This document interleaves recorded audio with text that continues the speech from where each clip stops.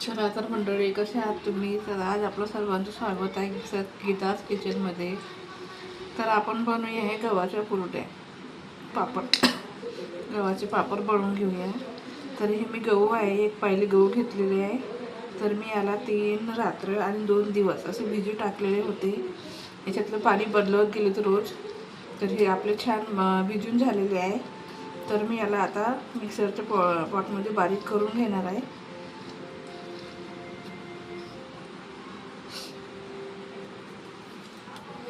तर हे आपलं मिक्सरचं पॉट आहे, याच्यामध्ये मी टाकून घेणे आणि बारीक करून घेणार आहे. थोडं थोडं पाणी टाकू बारीक करायचं आहे याला.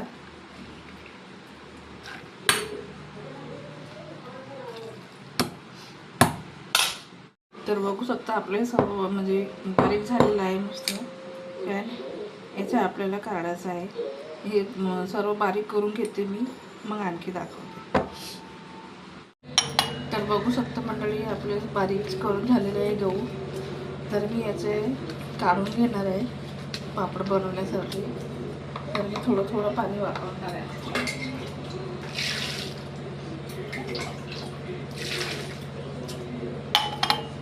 तर मी असं याला चोळून घेणार आहे आणि याला असं करून सर्व पाणी काढून घेणार आहे.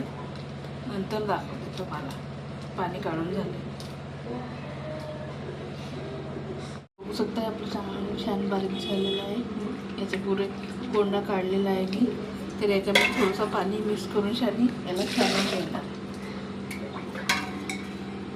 तर याला मी छानून घेणार आहे. पुरं छानून घेणार आहे मी आणि 2 ते 3 पाण्याने कोंडा वाढलेला आहे त्याची मी पूर्ण काढून घेणार आहे. मग नंतर तुम्हाला दाखवणार.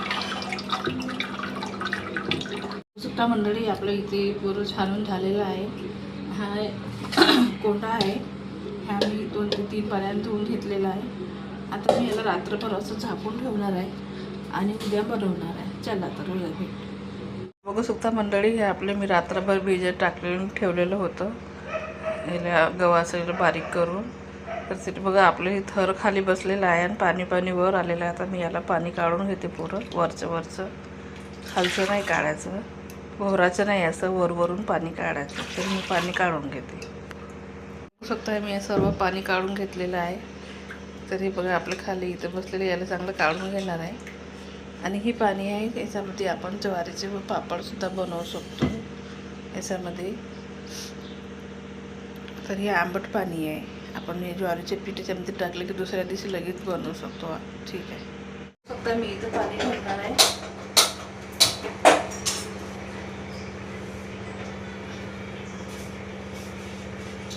हे आपलं पाणी झाकून ठेवणार आहे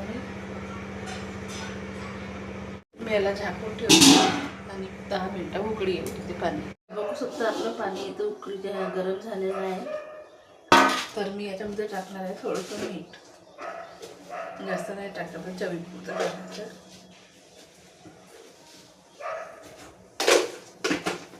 आणि मी हे घेतलेलं आहे थोडेसे पांढरे तीळ. तर हे बघा थोडेसे टाकून हे बघा आपलं झालेलं आहे. आता मी याच्यामध्ये थोडंसं गॅस कमी करते आणि हे आपलं गव्हाचं आहे काढलेलं. तर याला लावून देते. असं थोडं थोडं करून टाकायचं, गुटलं नाही पाणी. थोडं थोडं करून टाकायचं सर्व. पूर्ण टाकून घेणार आहे. हे बघा आपलं सगळं टाकून झालेलं आहे. याला आता गॅस मोठी करू शकतो. 10 ते 15 मिनटं पकू द्यायचं. असं हलवत राहायचं, तसं ते गुटल्या पडणार नाही. चला आता मी पकलं की दाखवते. बघू शकता मंडळी, आपल्या इथं घाटं छान पकलेलं आहे. मग छोटे छोटे बॉल्स आलेला आहे, याला मस्त पकून झालेला आहे.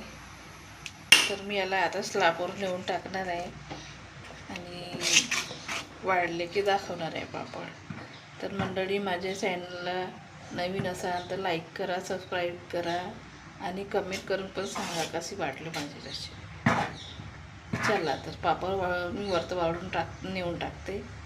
वाढले की मग दाखवते.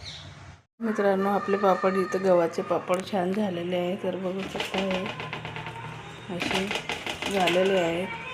तर मंडळी, पापड कसे झाले आहेत ते कमेंट करून सांगा. लाईक करा, सबस्क्राईब करा नवीन असाल तर. चला तर ठेवूया.